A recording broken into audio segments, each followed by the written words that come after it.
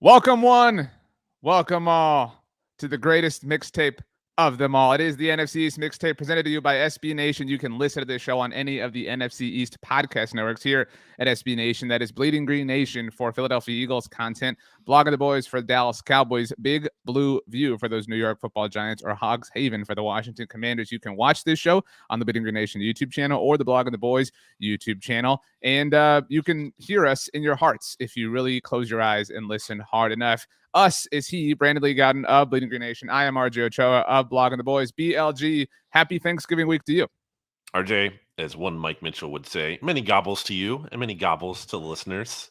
You have a nice Friends hat on for those people who are not watching the YouTube version of the show, which you should be, the Bleeding Green Nation YouTube channel or the Blogging the Boys YouTube channel. How you doing? I'm doing well. On the subject of the YouTube channel, you and I haven't ironed this out, but I've gotten a lot of requests on the BTB side of things to do more live mixtapes, which is something that we stream on YouTube. So we'll kind of workshop this, but I think we should do a Christmas extravaganza, just, what with the fact that the Cowboys and Eagles are playing on Christmas Eve. So we can kind of figure that out. It'd be cool if we could do some sort of like bigger deal, you know what I mean, than we did last time. Last time was a big hit, but if we could... What do you mean bigger deal? I don't know. I mean, that's not my job here at SB Nation. My job is to cover the Cowboys and upset Eagles fans with my tweets. Michael Kist, if anybody wants to tweet at him at Michael Kist NFL, tell him what you want to see us do for Christmas. Like what you want to see from the mixtape. Kist is the boss. We can only do what he says and what he allows. So annoy Kist, pester him, but do so kindly, please. I mean, he does listen, so... Sometimes, at least. Maybe not every time, but he does listen sometimes. So I saw Jeremy Reisman, our great friend who covers the Detroit Lions here at SB Nation, was trolling him on behalf of the Cowboys on Twitter. So shout out to Jeremy for doing that. Brandon, before we get into it, it is Thanksgiving week, so a lot of people are traveling while they're listening to this, whether that's on the road or they're catching a flight. We hope everybody is safe. Obviously, we've talked about like travel etiquette in the past, and you are famously not a Thanksgiving person as far as food is concerned. So that being said, what is your favorite part of this week? It's a different week for us because for me, the Cowboys are so baked into it. Obviously, you watch every year, but it's a different experience. Like, what's the best part of Thanksgiving week for you? Yeah, it's a good question. Thank you. I would say, first of all, had a Friendsgiving event over the weekend. That was nice. But my favorite parts of the event were the non-traditional Thanksgiving foods that were there, including someone made a buffalo chicken dip. It was awesome. Someone brought tomato pie. Our good friend Holden, who listens to the podcast, and RJ, I brought this. I live in Holden's Head rent free. I know him very well from South Philly. Like those little things made it so much more exciting and fun to me, and those were the best parts. So I like the non-traditional things. I don't really know that I'm going to have that. Probably just a small gathering with my mom and dad. Shout out the most loyal listeners. They are very loyal listeners. A single episode.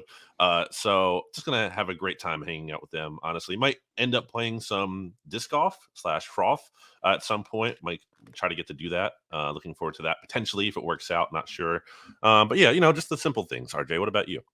Well, this Thanksgiving is my son's first birthday. He was born the night before Thanksgiving last year, and that was a really chaotic day and event and, week. And even beyond that, he was born premature. So my wife and I obviously had to deal with that for a long time. But thankfully, he's a happy, healthy baby. And so we're really excited about that. I will say, I know you're not a Thanksgiving food person. I am very excited for Thanksgiving food because look, my wife did the hard work as far as like the birth was concerned, but she got Thanksgiving food and it was in the hospital, but still like she got turkey. Do you know what it evens out. Do you know what I ate for Thanksgiving last year? I've complained about this many times. I do, because I listened to your other podcast, or at least I listened to the SB Nation NFL show. There you go. Say.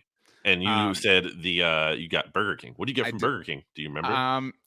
I think I had a burger, obviously, but I really like the like chicken fries. You know what I'm talking about that they have? They're like they're like chicken tenders, but like in the shape of fries. And I thought in that moment, like when you're just like running on fumes, you're like anything sounds good. They weren't. So I am very excited to make up for lost time. I missed out on the turkey, the stuffing, the pies. I missed out on all of it last year. So to celebrate my son's birthday while the Cowboys play, eating some great food, it's gonna be a good time. Okay, sounds good. I do see, but to this point, because it speaks to my point about Thanksgiving, I'm not saying you should never have traditional Thanksgiving food. That's not my argument. It just gets tired to me that it's a default every single year. I think it's fun to change it up. And I think what you're saying here, you almost have this new appreciation for it this year because you took a year off last year, but not intended, Mm. obviously. But I think it's okay to change it up, and I think it's okay to invite non-traditional Thanksgiving foods into the mix to kind of to freshen it up a little bit. I think it Well, just kind of gets boring. I'm injecting a new one. I talked about this last week, and a huge thank you to everybody who sent me mac and cheese recipes. So I want that to be like my thing, like dad's mac and cheese. So I'm trying one Yeah. out. It's probably going to take some experimentation. So that is a new thing. I've never really had mac and cheese on Thanksgiving. The last thing on this before we get to the Philadelphia Eagles, of course, Dave Damashek, formerly of the Dave Damashek football program, now does all sorts of podcasts. Damashek is one of the people who inspired me to get into NFL stuff. He has a take that stuffing should be consumed like beyond Thanksgiving. Like to your point, okay, fine, like maybe mix it up, get some new foods in there, but there are Mhm. certain foods that only get eaten at certain times. Also, my Dressing, point. yeah, This like is also dressing. my point about That's what I'm Thanksgiving. saying. But like dressing slash stuffing, whatever you want to call it, Jason Markham on the SB Nation NFL show called it stuffing. Um, you can eat that all the time. Like you don't have to isolate it to just this holiday. That's what like drives me crazy. It's like, wow, this food is so good, but we only have it once a year. Like, Right. I don't know, maybe the food isn't that good, and that's why you only have it once a year.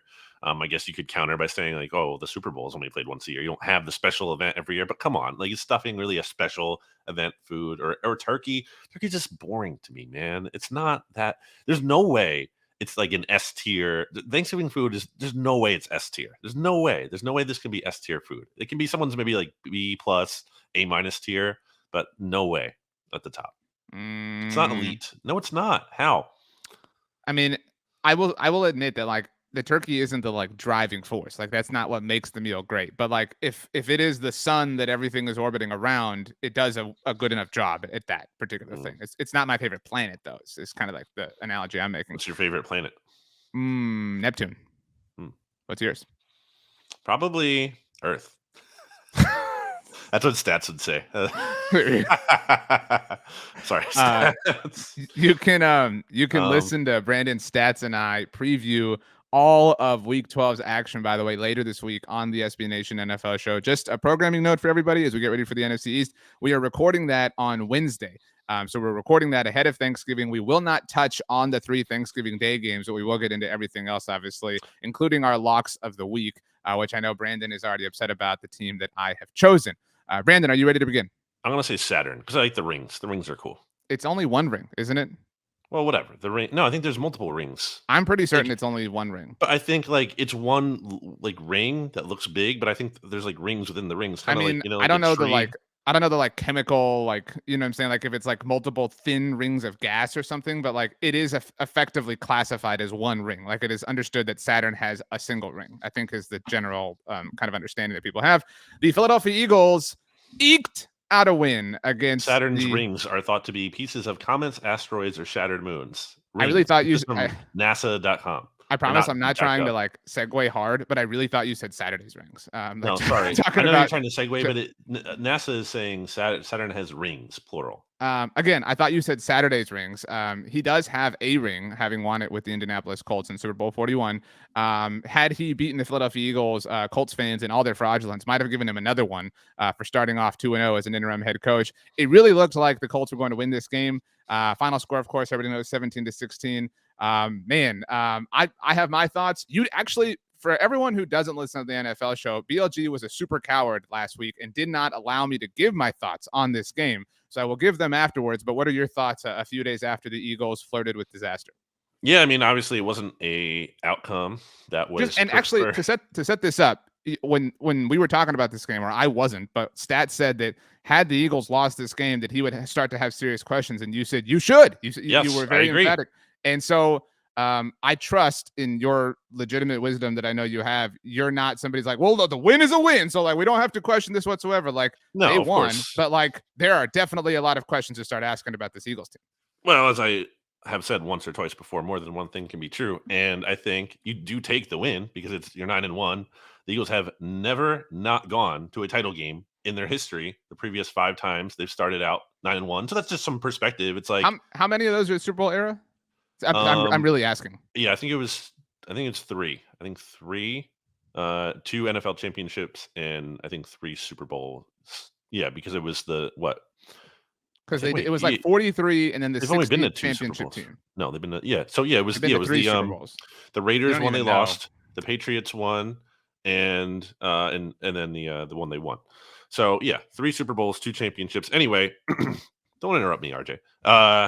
It's not like I interrupted you about like Saturn's rings or anything. So definitely concerning. I'm not like the sky is falling though. So last week after the loss to Washington, the wash to Washington, the wash to nice. Washington. I'm not good at talking. It's fine. My concern level, I said, was at like a 2 out of 10. If 10 is the sky is falling, season's over, panic. I'm up to like a 4 now. I'm not ready to say like this is still. And here's why: because the defense did play well. You have to give them credit after the first drive, which they did not, and it was very concerning after coming off last games. That same thing. We're gonna go to the same thing. Indy's gonna go on all these long drives. The Eagles can't get off the field. That didn't happen. The run defense that everyone was freaking out about, that totally tightened up. I'm sure adding Ndamukong Suh and Linval Joseph certainly helped with that.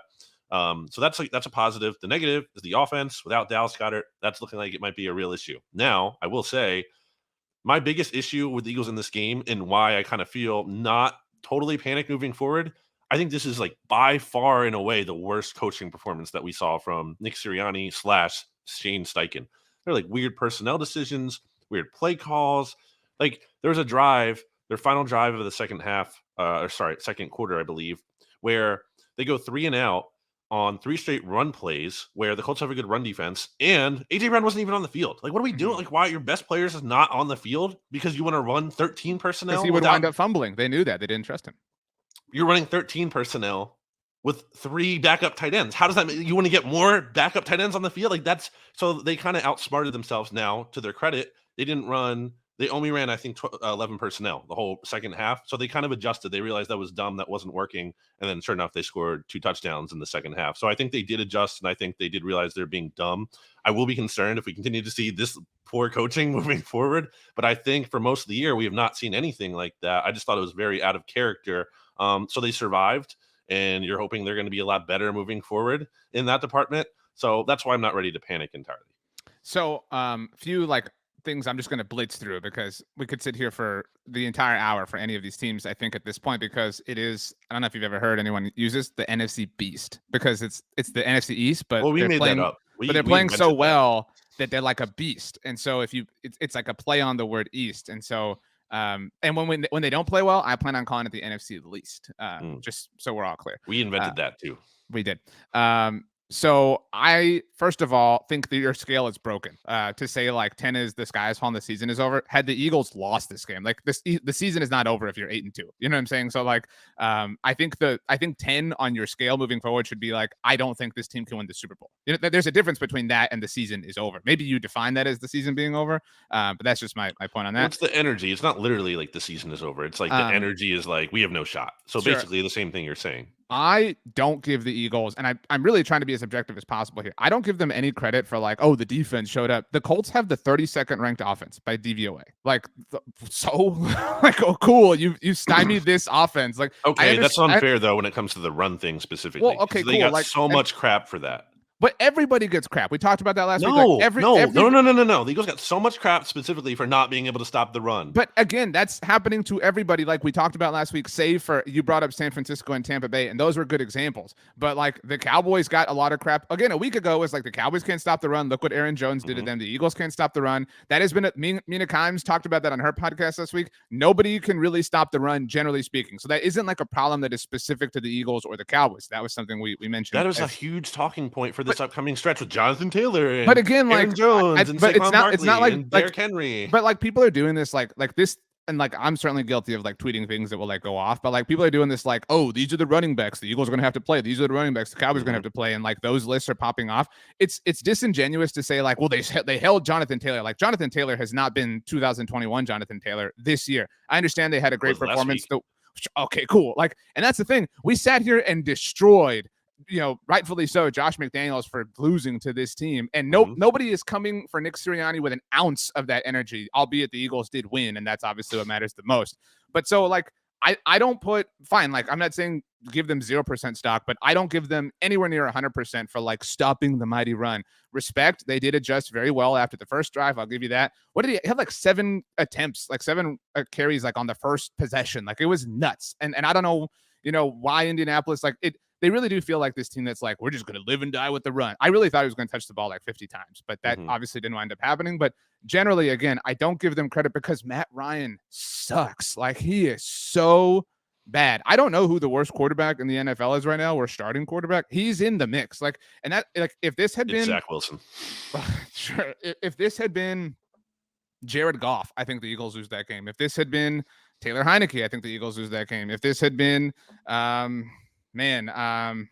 Derek Carr, I think the Eagles lose that game. Like they certainly benefited from things being put into Matt Ryan's hands late in the game. I'll give them credit for that last possession and obviously getting the big time stop. And I have no idea what the Colts did defensively to just like part the Red Sea and let Jalen Hurts walk in.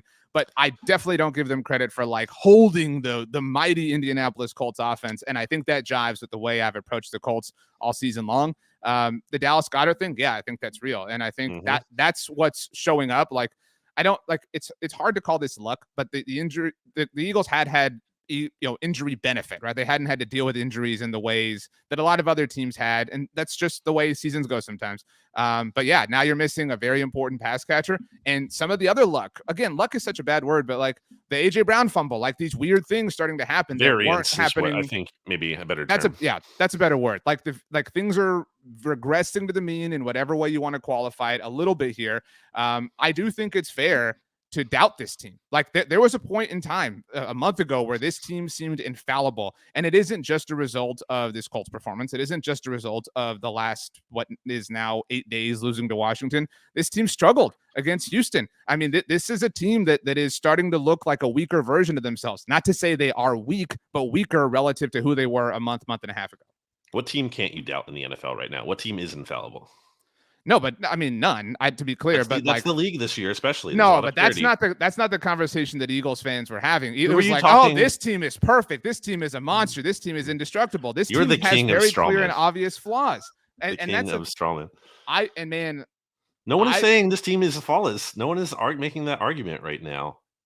Everyone wants to. Who's the top team in your NFL power rankings right now? The Kansas City Chiefs. They look the most. Who do they lose to? Okay, that is silly to do that. Which team did they lose to? Which team did they lose to? They did not lose to the Colts this week. They lost to the Colts early on, and that was embarrassing, and we killed them for it. And how many points did they score in that game? That is like, you're so much smarter than this to act like that's the same thing. Like you really are. And so like there's so much coping happening with the Eagles. Well, the Chiefs lost. Well, the Chiefs are amazing, but they are amazing. Actually, beat the Colts, and the Eagles don't get any credit. It's almost like things change. Data changes. We have learned more. Like things have changed a lot since then. And so that doesn't mean that the Chiefs' loss wasn't embarrassing, because it was. It was incredibly embarrassing. But they have shown a lot since then to prove how mighty they are. The Eagles have shown nothing over the last month. When was the last time the Eagles looked mighty? And like they blew out the Steelers. I don't think. When was that? That was what? A couple weeks ago. That wasn't 2 weeks ago. When was that game? Eagles. That was October 30th. So I mean, we're almost a month. That's so in November. All right, let's see how they do this week, and then we can say it's been a month. So to your point, they blew them out. It was 35-13. I know. To your let's use that as the like point of demarcation. All right, so they looked like a very legitimate and sound team, and I'm not saying, like, again, this isn't like live in one extreme or the other. I'm not saying they're trash. But since then, since the Phillies made the World Series, the Eagles have looked like a shell of that team. And they struggled. They struggled against the Houston Texans. They lost to the Washington Commanders. By what? Like double digits? They beat by 12 points. They struggled against. Okay, well, then they lost by double digits to the Commanders, if you want to use that same logic. I mean, you can't just... No, that's not true. I mean, yes, factually, you're right. Well, you're living in a factual sense. They did struggle against the Texans. Not score garbage time, like lateral touchdown. But they did. They struggled. They almost lost that game. They put it away late and won by 12 points. And then over a week later, they lost by 11 points. Those are all factual statements. And then they barely beat this trash Indianapolis Colts team. I hinted at this. My lock of the week is the Green Bay Packers, 7-point dogs against this Eagles team. And I don't believe in the Packers, but I believe that Aaron Rodgers, as bad as he is better than Matt Ryan. And I certainly think that the Eagles, I I don't know how many games this team's going to lose, but they're going to lose a few games before this regular season's over. A few, so 3. You're thinking at least 3 more losses? Is that how you define a few? That's just a Yeah. separate question. Is that a real thing? If you're saying 2, you would say a couple. They're at least going to lose a couple because they're losing to the Cowboys, Okay. and they're going to at least lose another. So they're at least losing a couple. I think 3 is a lot. So back during 2017, the Eagles had a stretch here where they did not play well. They got down big to the Giants, needed a huge comeback win. That was December 17th. They had lost to the Seahawks 2 weeks prior to that. They very much needed a big comeback against the Raiders on Monday Night Football on Christmas Eve. And then they obviously didn't look good when they played their starters early on against the Cowboys. Game wasn't meaningful, but they played some of the starters early on. They didn't look good at all, so that was not really encouraging. So, you're talking about the week 17 game, right? Yeah, that was like 6-0 was the final score. Yeah, but they did start like a decent amount of not everyone, but they played like some of the starting offense to, like, I think, try to get them out of the funk because they had been in a funk, and that did not work for them. Like I think the goal was to play him for a drive. Hopefully they get a touchdown, take him out, almost like a preseason thing. Did not go that way. I think Foles, if I remember, it was like blistering cold too. Like it was really not, cold, not your normal game, but whatever. They won the Super Bowl. People were like freaking out though. It was like, I don't know. I think you might need to like call Tony Romo. Like you might need to sign Colin Kaepernick. Foles doesn't look good. You might need to bench him for Sudfeld. Like there was panic. I think this is coping. Like this just like in 17. Well, I'm not saying there's no reason to not be. I'm not saying there's reason to not be concerned at all. I'm just saying, a course of a very long season, you're gonna have peaks and valleys. That was not what I was told. I was told this team was going to handle everybody. I was told this team was going to lock this up. It's not a straw man. If they're 9-1, they are 9-1, but they look infallible. They look fallible. Like this is the worst 9-1 team in NFL history. They look closer to last year's Cardinals than they do to like the 85 Bears. Like that's not to say that's who they are, but they look like they've lost. They've looked like the peak is behind them. That's what they look like right now. What reason is there to believe they're going to pull themselves out of this and start stabilizing? Because like we think. What objective reason is there? They looked bad. They almost lost this game to the Colts. The Colts with an interim head coach. They almost lost a game to a coach who was a TV analyst 2 weeks ago. What reason is there to think the team that was 9-1 and has shown a much larger sample size of playing well this season might play well again? What reason is there? They played poorly for 3 weeks in a row. What reason is there to say that's not who they are now? What's the bigger sample? But what's the recent sample? Why is it going to change? I'm actually asking what is supposed to change over that's supposed to stop what has been happening over the last 3 weeks? Things change over the course of a season. You've said that when they were doing well, like things could change. And I said I agree. They're 9-1. Again, have never not been to a title game after starting 9-1. That has nothing to do with this. That has nothing to do with because it puts it in perspective. This is not an easy thing to do, and it speaks to the accomplishment of what they've already done so far. But also, that means nothing. The Cardinals were 7-0 last year. Did they get to the title game? No, they didn't even win a playoff game. And Shane Steichen, I think it's not similar at all. I think Nick Sirianni has done a much better job than Cliff Kingsbury was doing last year. We said that until they weren't. At the time, we didn't believe in Cliff. No one believed in Cliff. I'm not saying that I don't believe. I think Nick Sirianni. I think a lot of things. Also, do you think like Jalen Hurts is as big of a loser as Kyler Murray because he's transparently been for a long time? But the point is the example. The point is that Cardinals team was winning games and had some weird wins that were starting to feel like they were barely kind of hanging on, and then it all fell apart for them. And I'm not. Well, they also lost DeAndre Hopkins. Losing like your best offensive player. Dallas Goedert's out now for a little bit. We'll see when he comes back. Okay, but there's a big difference between that and still having AJ Brown and Devontae Smith on the team. Like who else do the Cardinals have after losing DeAndre Hopkins, AJ Green? This is slipping away from the Eagles, and a lot of Eagles fans thought it was theirs. There were a lot of Eagles fans who hoisted banners for getting to 8-0. No, they didn't. And there's all these Eagles fans who are saying, "Oh man, the number 1 seed is ours," and that's why we talked about this. I really think it was not that this like impacted things, like rooting is whatever. I really think it would have been in the Eagles' best interest for the Cowboys to lose last week as opposed to the Vikings. To have a 2-game lead for the number 1 seed. With that 2-game lead means nothing. There are 7 games left. There are 7 games left, and the Cowboys play the Eagles. It's a great spot to be in. This means nothing. What? So okay, I just want some simple answers, like for the purposes of saving time, because we have. I'm the one who's coping, says the person who is multiple games back of the 1 seed. Do you think it's possible they're going to get it? Do you think it's possible that the Cowboys beat the Eagles? Do I think it's possible? Of course. Do you think it's possible the Eagles beat the Cowboys? Yes, but But like right now, the Cowboys look like the better team. Right now. Oh my gosh. Do they not? This is such a hollow.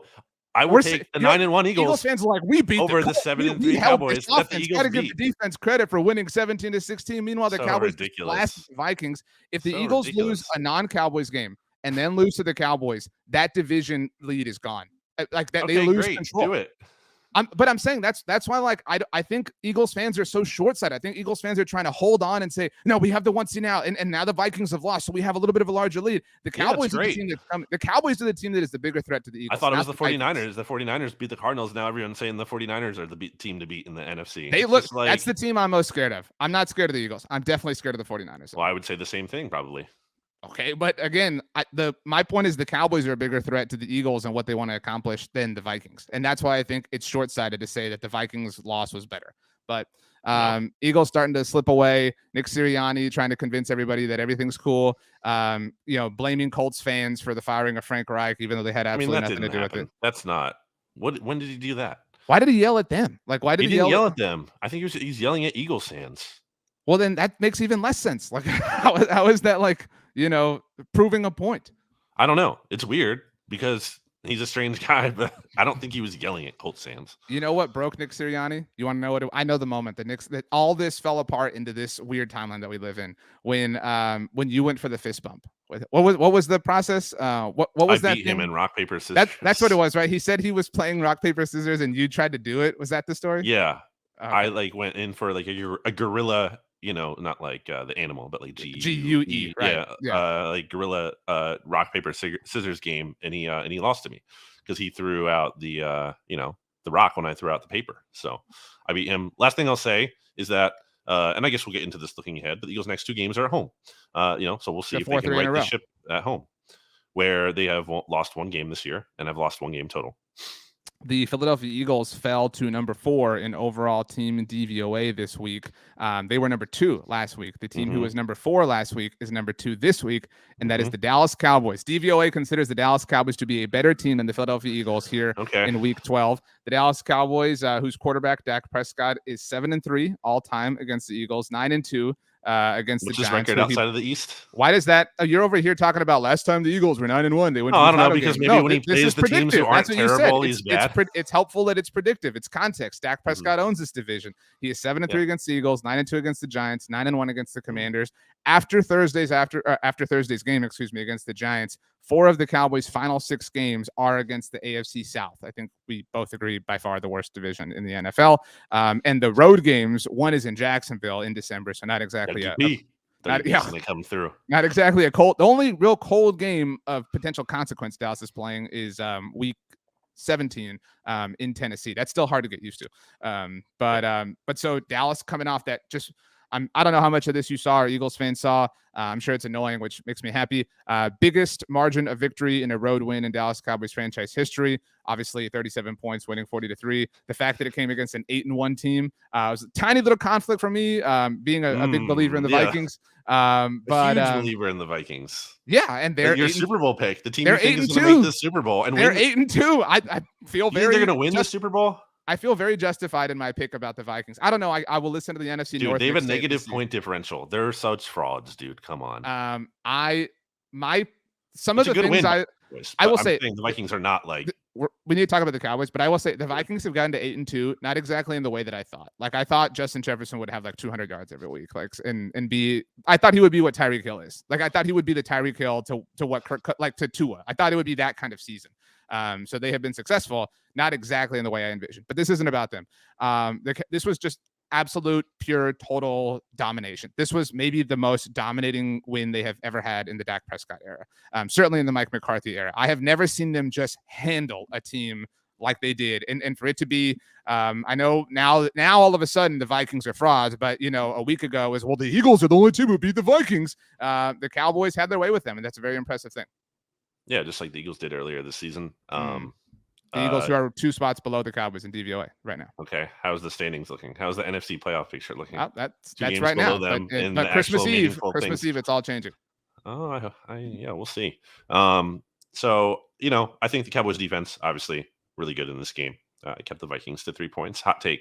Very egregious. They started off. I know you were busy, but they started off very strong. The game went to 3rd down right away. Micah Parsons strip sack. I mean, it really felt like over at that point. I mean, Dak had 3 incompletions the whole game. That's pretty good. And you can argue that literally none of them were his fault. Like they were drops and just they weren't bad throws by any means. It was his most perfect game in a very long time. Yeah, he needed a big game, his best game in a while. Pollard looked unstoppable pretty much. I felt on the ground. Pass rush got after Kirk Cousins, who sucks. As I've said many times, Kirk barely getting over 100 yards, pathetic. And yeah, just dominant win. A much needed response by the Cowboys after blowing that Packers game very embarrassingly after being up 28-14. It's exactly what they needed to do. It's if you want me to say something bad about the Eagles, they should have had more of a performance like this against the Colts. They should have went out against Indy, and they don't have to win 40-3, but you win by double digits. No, but go kick someone's ass. Like that's what at least you cover the see. Spread. Yeah, go out and at least cover the spread. Well, and there was all this oh man, how are the Cowboys favorites? And this is where people do live in little cherry pick things. It's like, well, the Vikings beat the Bills, and look, the Vikings won that game. The Cowboys lost to the Packers. Those things are factually true. But you said it. Dallas had a 14-point lead in the fourth quarter. They blew it. Criticize them for that. That's on them. And similarly, the Vikings trailed the Bills by 17. I mean, this was and needed a 4th and 18 conversion of them. Right, that's and then a fumble for a lot of weird stuff. No, and so but again, people live in the well, they just beat the Bills, but still, the only thing I disagree with what you said is that Tony Pollard looked dominant on the ground. Not that that's not true, but his real damage came through the air. His Sorry, 2 touchdowns. I didn't mean just the ground. I meant as a whole. Right. I'm just making sure we got all our boxes checked. Zeke Elliott did have the 2 touchdowns on the ground. By the way, as I said that, Australia just scored to take the lead 1-0 against France in the World Cup. Oi. Wow. I wonder if we have any Australian listeners. We get a lot of. If you do, yeah. Listen. I don't know what I've never seen action from on this. We see a lot of European stuff. But anyway, I think Germany is a big one. Yeah. Yeah, we see Germany and English fans and stuff, and a lot of Mexican fans. And Ochoa, Canadian. The goalie for dude. Mexico. I get a lot of questions if we're related. I wish. Are you? But, no. Anyway. So this was a demolition, and I mentioned last week that I had Trayvon Diggs. We interviewed him at Blogging the Boys, and he said I was really kind of stunned. He was like, "This is the one." He said, "Kirk Cousins, Justin Jefferson. They really clamped Justin Jefferson. Justin Jefferson has never had, and I know that Darius Slay did too early in the season when Philly played him, but Justin Jefferson has never had a Justin Jefferson game against the Cowboys in 3 years, which is interesting. And I mean." They said all week, they said, this is a playoff game. We know. And again, I know you want to put your fingers in your ears and la, la, la, la, la. This game is massive in the NFC because Dallas now has the tiebreaker over Minnesota as well. And so if Dallas does surpass Philadelphia in the NFC East race and the Vikings drop a game, the 1 seed is the Cowboys to lose. And all those things are very possible. I mean, you're rolling your eyes. You think the Eagles are winning out? That's what it would take. The energy you've given me all season long about the excitement about the Cowboys is the meme of the guy who's shaking a champagne bottle and celebrating, and you zoom out and he's third on the podium. It's just this is the energy you're giving me. This isn't. It's this isn't energy. This is all very real. Again, I'm not saying they can't get there, but I'm saying currently you're not there. There's a lot of premature celebrating. It doesn't matter if you're not there today. Again, there is a very viable path. Do you just yes or no? Do you think the Eagles are winning out? I don't think they're winning every single game. No. So that would be no. You don't think they're winning out. So that would mean that if they lose a non-Cowboys game, they open the door for Dallas to take control of the NFC East. And with the tiebreaker over the Vikings, all Dallas needs is 1 Minnesota loss. And I don't think the Cowboys are winning out. I don't know, but I'm getting there. Oh my God, you wouldn't even say no. You think they are going to win out? Let me set my point up. So the Vikings remaining schedule. I think we both probably think. I think the Vikings probably beat the Patriots on Thursday night. I think you agree. And the Vikings schedule isn't super intimidating, but it does have some. Beat the Patriots, or what? Vikings beat the Patriots. You said. I'm saying, do you think the Vikings will beat the Patriots? They play Thursday night. I don't know. I think that's a coin flip. Quick win or loss. Patriots is a coin flip. I guess I'll take the Vikings, but I don't know honestly. It's a coin flip game for me. Coin flip, then the Jets. I think they probably beat the Jets. Obviously, you mentioned Zach Wilson at Detroit. kind of a coin flip. I still trust the Vikings, but they played them tough. Sure. They played them tough in Minnesota early on. The Colts, who just went toe to toe with the mighty Philadelphia Eagles. The New York Giants, that's a pivotal game for NFC seeding as well. The Vikings' final 2 games of the season at Green Bay, at Chicago. And again, my point with regards to the Cowboys, I don't think they're going to win out because I don't think any of these teams are going to win out. But I think the Cowboys are going to win more games than either the Eagles or the Giants. And that's because of their final 6 games, 4 are against the AFC South. They have the by far the friendliest schedule down the stretch. Okay, sure. That's a point of optimism in their favor. But it's a point of reality. The Eagles, who have a tiebreaker over them and can seal the tiebreaker, right? The Eagles win that game. Right. So beat all those teams. Doesn't matter if you lose to the Eagles. So the path to Dallas securing the 1 seed was laid this past weekend. If they are going to wind up the 1 seed, they had to have this win over the Vikings, right? Sure. They had to.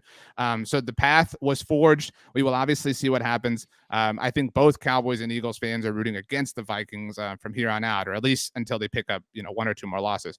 So we'll see how that goes. No real injuries for the Cowboys. There was a little scare with Micah Parsons at the end when they were up 37 points or up 37-3. And they had him in, and he almost got hurt, and it was like, what the hell are you doing? Like, this is ridiculous and wild and crazy. But thankfully, he was all right. My one question, and this was insignificant in the grand scheme of things, did you see the end of first half sequence in this game? Or were you busy? The kick? The kick and what went into it? I mean, I thought, I did see it. I thought it was ridiculously awful officiating. It was really bad. It was terrible. I have only ever seen this once before. And so in case anyone missed it, Dak Prescott threw a completion to CeeDee Lamb. It was a big completion to put them into field goal range. By the way, the only reason the Cowboys had that possession was because Kevin O'Connell allowed it. Like, Kevin O'Connell had some awful management at the end of the first half. But anyway, Dallas gets into range for a 60-yard field goal attempt. Brett Maher runs out and kicks it. And then all of a sudden, officials are like, wait a minute, we're going to go and review the catch. And I'd only ever seen this once before. And I don't know if you remember, in 2007, Dallas played a Monday night game in Buffalo, and Tony Romo had a million turnovers. Yeah, I remember that. Well, late in that game, as Dallas was driving to win, Romo threw a completion to our boy T.O.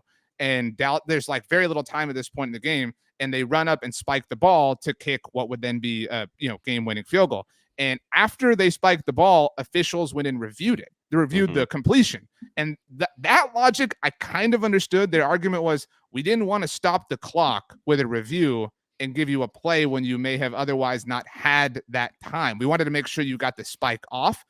That's stupid, because if a play happens, you can't go more than one play back in time to review it. It's a weird timeline that we're living in. Yeah. I mean, it was terrible.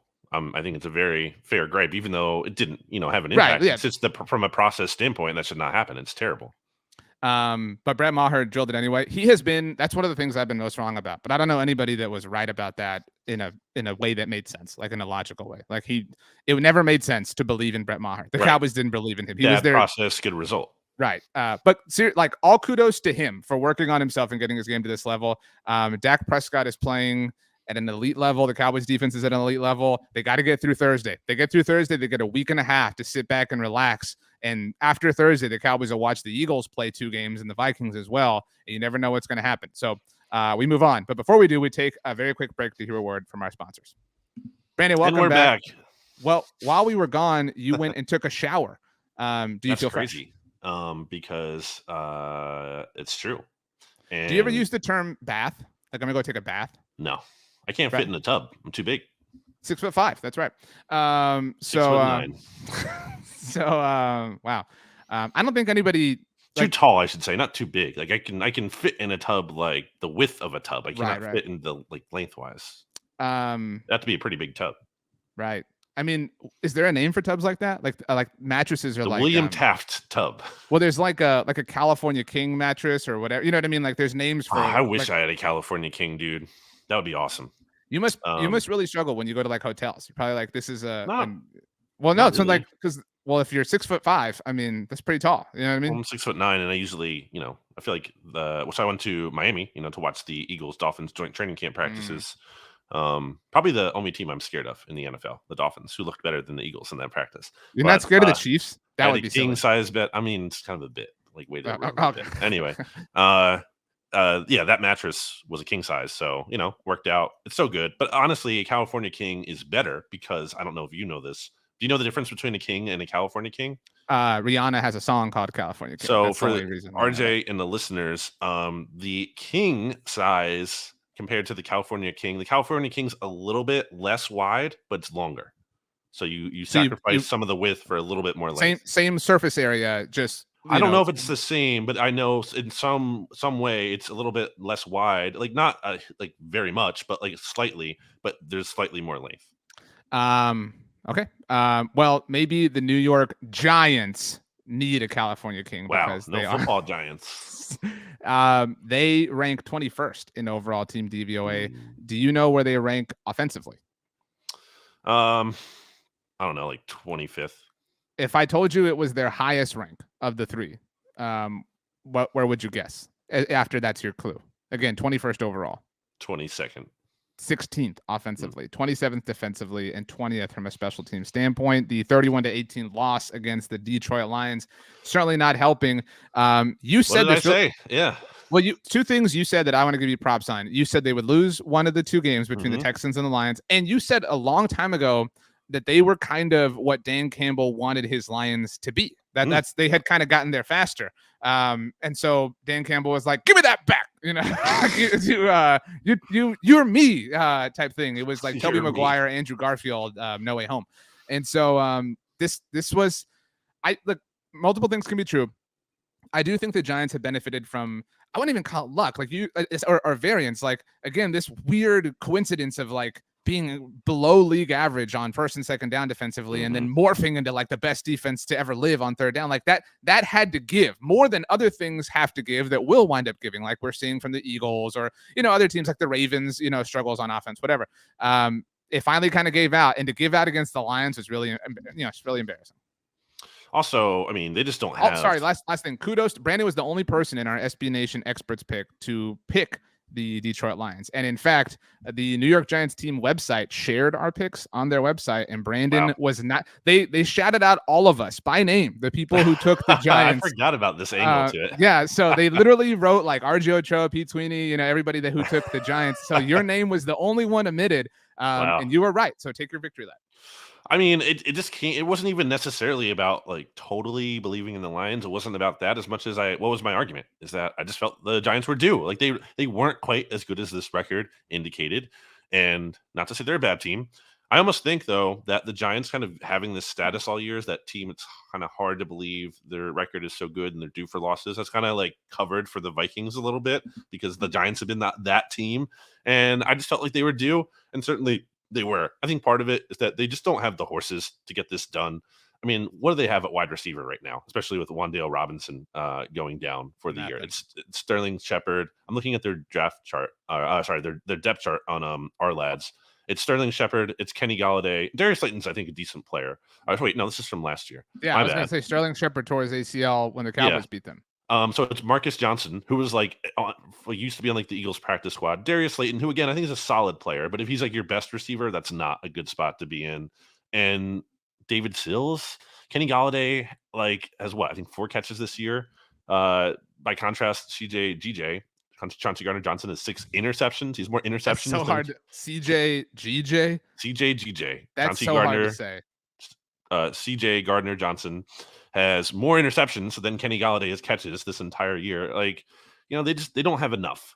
And that's fine in terms of the bigger picture. Like this was never going to be a 1-year thing. They're not like behind schedule. I think they're slightly ahead of schedule.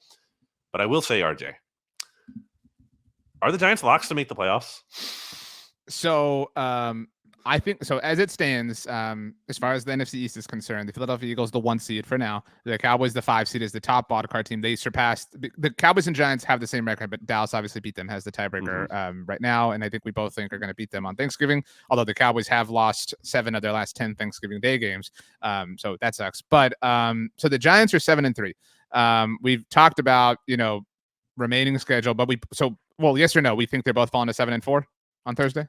I am going to take the Giants because I have to, because I already said this is my prophecy, and everything that's come to pass thus far. The Eagles won, the Lions won, the Vikings won, and now it's going to be about the Giants beating the Cowboys on Thanksgiving. But if they do not do that, then they're in a really bad spot. Okay, let's call them 7-4 just for argument's sake.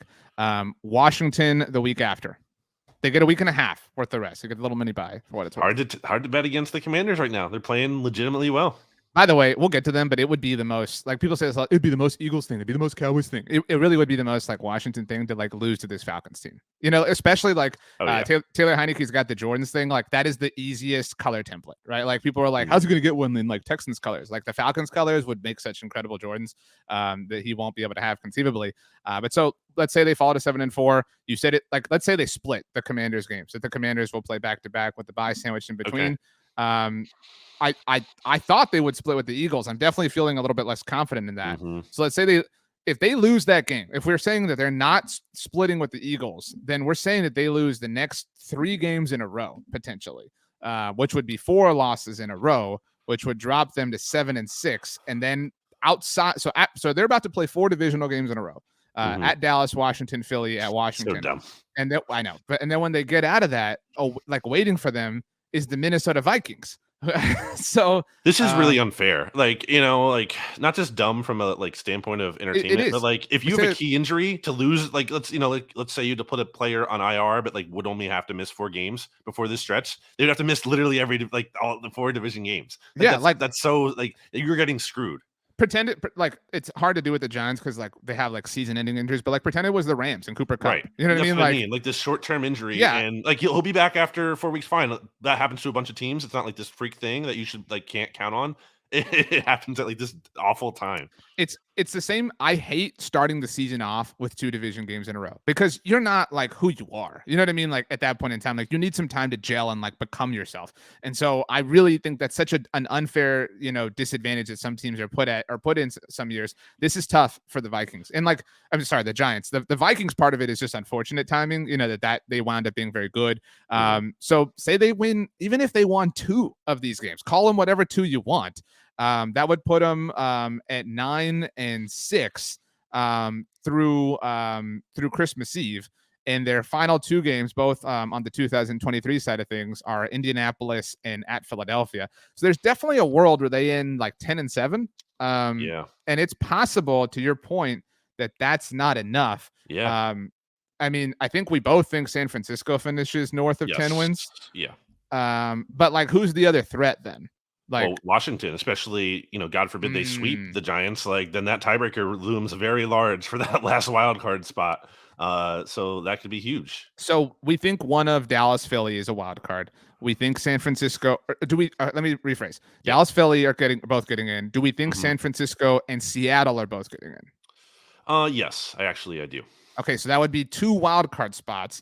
And then it would come down to Washington or New York. And so that's interesting. Or the Falcons, but probably not. Right. You mentioned point differential. I know that's like a big like sticking point for a lot of people with the Vikings right now. They do have a negative. It's barely negative. It's like what is it? Still, it's like crazy for a team that's 8-2. I mean, I agree with you. So they are -2 in point differential. The team right above them in point differential standings, if you want to call it that, the New York Giants at +1. So they're not. I feel like that. I think those teams have been more similar than we would think. I just think the Vikings have gotten more benefit of the doubt, kind of. I did a video about this on our YouTube channel, so if anyone's watching here, they can go back and watch this. But my 2 favorite things to look at, like people are like, well, how can you have, like Brandon, how can you have this team over that one in your power rankings? They have more wins. It's like, it's not always about wins and losses, but I think that the 2 like metrics I personally lean on the most are DVOA and point differential. Neither one of them is perfect, but they can tell you more about teams than your average statistic is my point. And in that vein, I would be remiss if I did not mention the Buffalo Bills lead the way in point differential at +107. The Dallas Cowboys, number 2 at +84. Philadelphia Eagles coming in third, +80. For sure. Okay. Last thing on the Giants from me, because they are playing on a short week, so we already have like an injury report. I mentioned Cowboys don't really have anything. Brian Dable ruled out Daniel Bellinger and Adoree Jackson on Thursday. You already mentioned Wan'Dale Robinson, so they are very, very beat up. It's just an unfortunate time for that to happen, like you said. So I think it's interesting because if let's say, and maybe they won't miss the playoffs, but if they do, like that's a really interesting narrative because I think it got to a point. Oh, the Giants they're ahead of schedule. They're doing so well. Brian Dable coached all this stuff. It almost felt like the rest of the year was house money because it's like, oh, they're probably going to make a wild card spot. and they're, again, head of schedule. They're going to go into this offseason. They're going to add pieces. The arrow is very much pointing up. If they blow it, if they miss the playoffs, I'm not saying it's like they can't improve in the offseason, but the discussion is going to be a lot different than it was. Like if they have this epic collapse at the end of the season, like, do you disagree with that? Kind of. Sorry, I'm a little bit distracted. France just scored to equalize. You gave us an Australian noise. Can you give us a French one? Okay. I think that this happened. This is a very particular narrative cloak that is thrown on some teams. And I think what would be thrown over the Giants in the offseason would be, man, they were looking really good. They were ahead of schedule, like everything that you said. And then they just got hurt. Like everybody got hurt. Everybody got injured. Yeah. Like they would, and that's a fair thing to give them.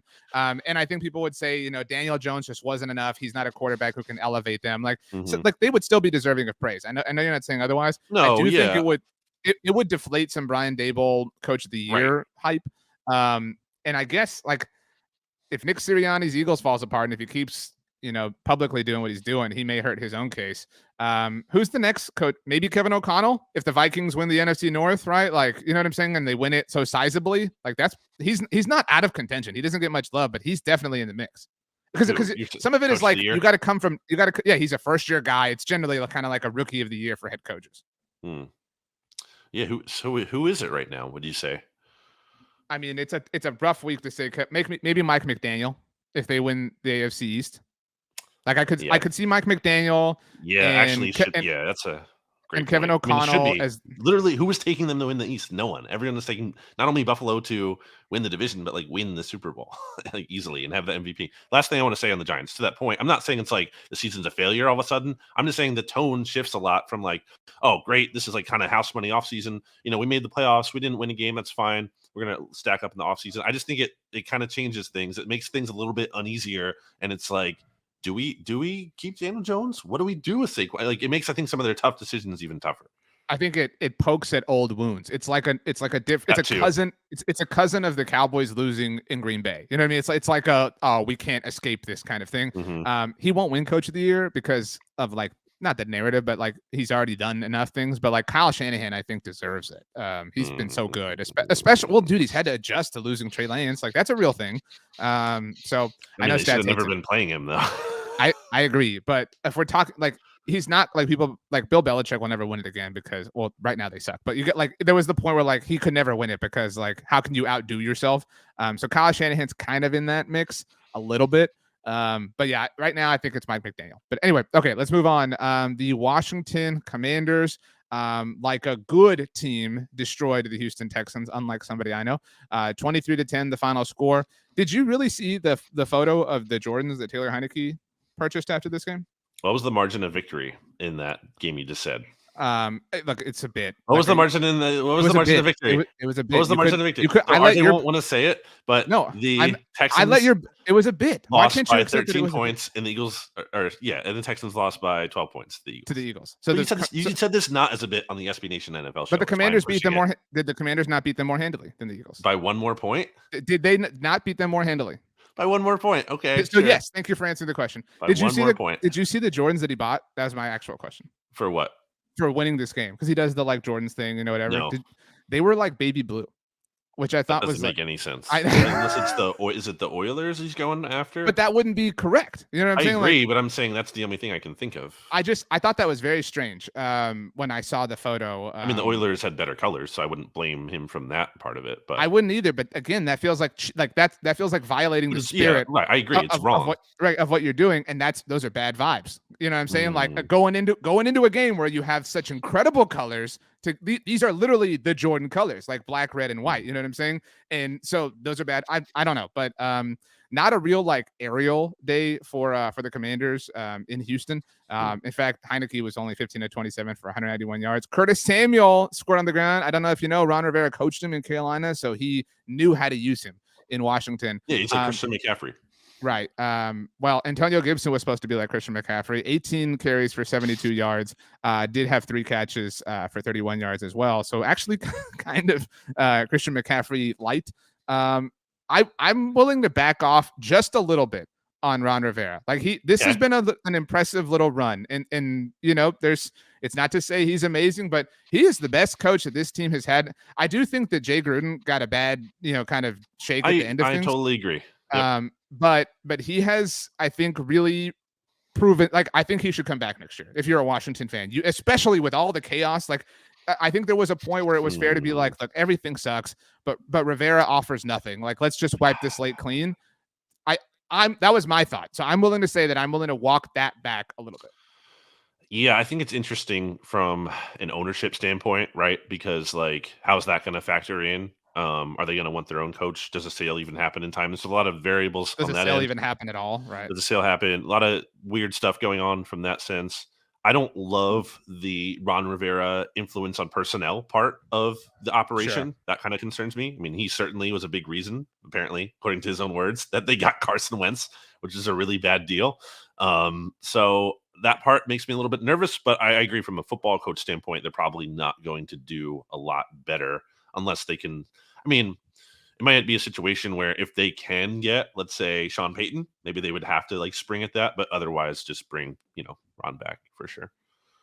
The Commanders are now north of 500. They have won 2 in a row. They have won 5 of their last 6, with their one loss coming against the Minnesota Vikings, who did execute that late comeback against them. I know that part of your coping mechanism here is to be like, well, actually, they're a good team, so this Eagles loss really isn't that embarrassing.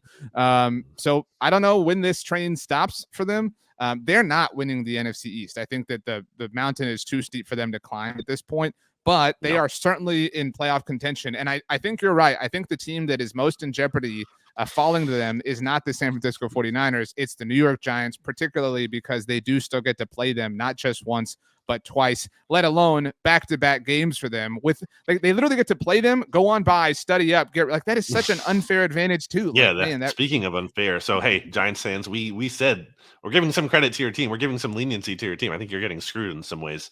But their point differential is -9. I don't know what it is. If you buy me some time, I can figure it out over the last few weeks, though. Over since the wins started. So go ahead and speak, please. That's not cool. Please speak. Please speak. Please clap. Yeah. So the Commanders, the rest of the Giants, by the way, we kind of touched on this in terms of who they'll play, but literally have the toughest remaining strength of schedule in the league the rest of the season. And then the Washington Commanders are actually 5th in terms of toughest remaining strength of schedule. And, playing in the East impacts that for sure. But, just to kind of put it in perspective there. Meanwhile, where's San Francisco at? San Francisco only at 21st. They still get the Raiders, the Saints, and the Cardinals again, in addition to the Bucks, Commanders, Seahawks, and the mighty Dolphins. So, yeah, I think San Francisco definitely in a better spot than them. Did you figure it out? I did. Okay. So since week 6, that was when this winning streak began. Do you remember where this? Or now they've lost. So, but this general streak. Do you remember where this began? Because I had kind of forgotten. Was it the Packers game? It was not. It was before that. It was a week and a half before that on Thursday Night Football when they beat the Bears. Well, Wentz was still. I was thinking. I'm sorry. I thought you meant like when the switch to Heineke was made. No, but that win certainly is important, right? That was an awful win, though. They did not. They like got like I think they got outgained by like double. Like they did not deserve to win that game. It was not like a sign of good things to come. It was a really bad win. It was a win, but it was a really. They had 214 total offensive yards and defensively allowed 391. Yeah, they did. They got outplayed. They have not allowed that many since. Their highest since then was against the Indianapolis Colts when they allowed 324 total yards, but still won that game. Their point differential. So this is the Chicago game, the Packers game, the Colts game, the Vikings loss, the Eagles game, and the Texans game. That's 6 games total. They have a plus 29 point differential in that time. So, pretty impressive when you consider, what they've been able to do in the last month and a half. And Chase Young was coming back. He's going to be activated. He'll be making his debut. It still seems like he's not 100%. So they had to activate him or else he would be shut down for the rest of the year. Based on everything the coaches have been saying in recent weeks, it has not been like super encouraging and positive. So I wonder, it sounds like, I think if I'm not mistaken, I saw Hog Taven wrote about how Ron Rivera said he's actually going to be on a snap count to start. So we'll see how that goes. And I kind of wonder, in accordance with that, like how much of Chase Young will he truly be? So that's something to monitor. I do think the Chase Young thing, not to be negative, but is such an example of like, don't listen to teams in the offseason or Yeah, whatever, or training camp, because it was like, oh, he's only he's going on, ahead of schedule. he's going on pup. He's going to be fine. You know what I mean? Like, it's whatever. But so their remaining schedule, they have Atlanta this week. That is their only game. Well, it's one of two games against opponents below 500 right now. Atlanta at New York, the bye. New York Mhm. again at San Francisco, Cleveland on New Year's Day, but that is Yeah, the but Deshaun Watson right. town. So we don't know exactly what they'll. That's a true wild card sort of thing. Mhm. And then the Cowboys to wrap it up. And that Cowboys game, like we talked about, these last two games, Philly is hosting the Giants, right, in week 18. Yeah, yeah. So Giants at Philly, Cowboys in Washington could potentially swing things a lot of different ways. It will be very interesting how the timing happens. I'll obviously probably happen at the same time if they have if the concept if the impact will or if the results will impact one another. But you could have Washington and New York needing that game for a wild card spot, and you could have Dallas or Philadelphia needing that game for, say, the 1 seed, right? Like if things break a certain way. So a lot of action to potentially be determined as the NFC East wraps up. Are we ready to, by the way, oh no, I already made that point. But Washington, from a DVOA perspective, 18th overall. They are Mhm. 12th defensively. So, Yeah. you know, climbing up a little bit. Climbing up. Good for them.